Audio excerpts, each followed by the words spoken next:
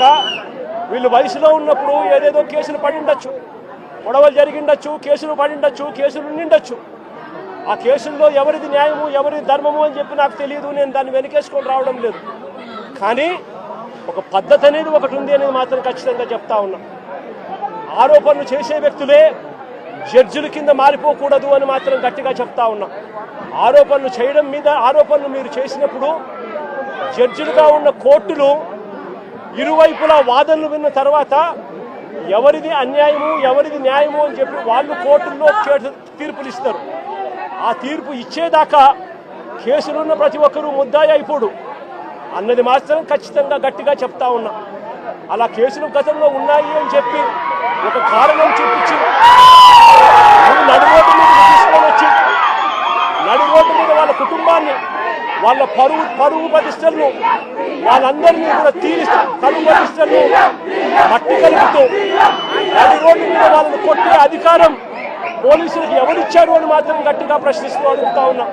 ఇప్పుడు ఈ పాప పెళ్లి కావాల్సిన పాప, ఈ పాప ఇంజనీర్, ఇదే కుటుంబంలో ఉంది.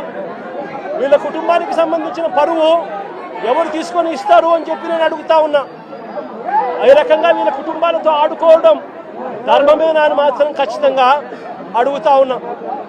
రాకేష్ చెల్లెలు engineer, Victor junior advocate, Victor చెల్లెలు కూడా ఇంజనీర్, విక్టర్ వాళ్ళ నాన్న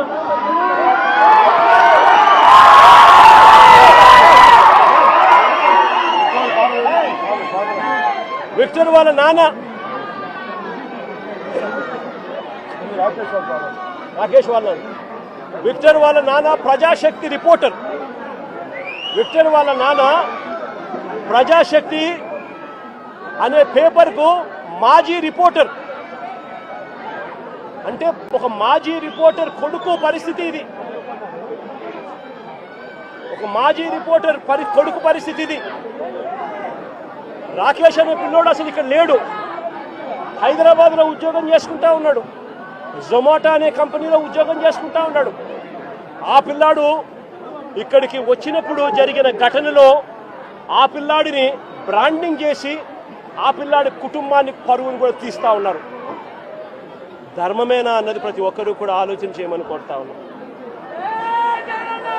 లా అండ్ ఆర్డర్ పూర్తిగా కుప్పకూలిన పరిస్థితుల మధ్య అన్ని డేలు పెట్టారు. గుండెపోటు దేవుడు పెట్టేసారు, పని అయిపోతుంది బాబాయ్ కోసము. దాంట్లో లోగో తయారు చేసి లోగో రెడీ చేపిస్తాను, నెక్స్ట్ ప్రెస్ మీట్లు ఇస్తా. గుండెపోటు దీన్ని రెడీ చేసి లోగోలో బాబాయ్ ఫోటో పెట్టి మంచిగా ప్రజలకు చూపిస్తాం. ఎలాంటి రాక్షసులు అంటే జగన్మోహన్ రెడ్డి గారు వాళ్ళ బ్యాచ్ అందరూ. ఒక తాజాగా ఒక వీడియో వచ్చింది దాకా,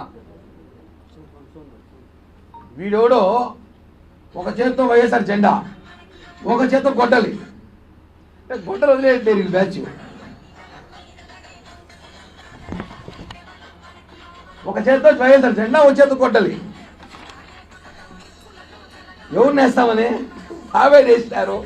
నెక్స్ట్ ఎవరు?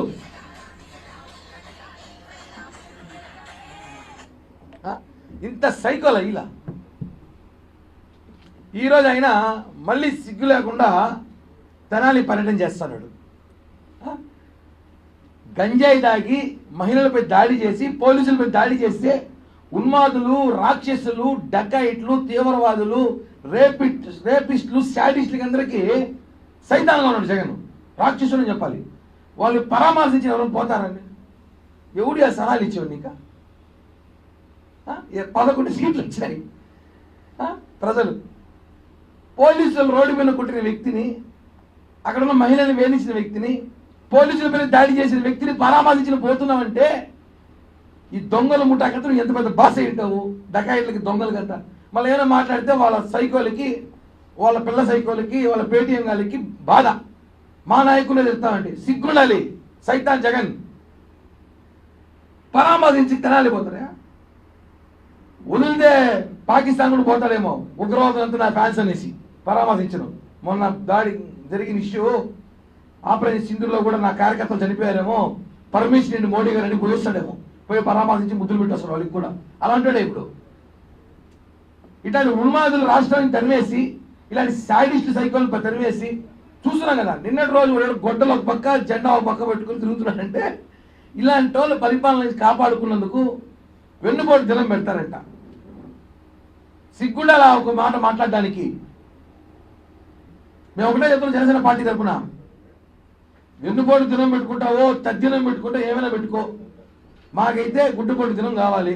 కూడా దీనికి లెటర్ పెడుతున్నాం, ఒక లోగో కూడా తయారు చేస్తాం.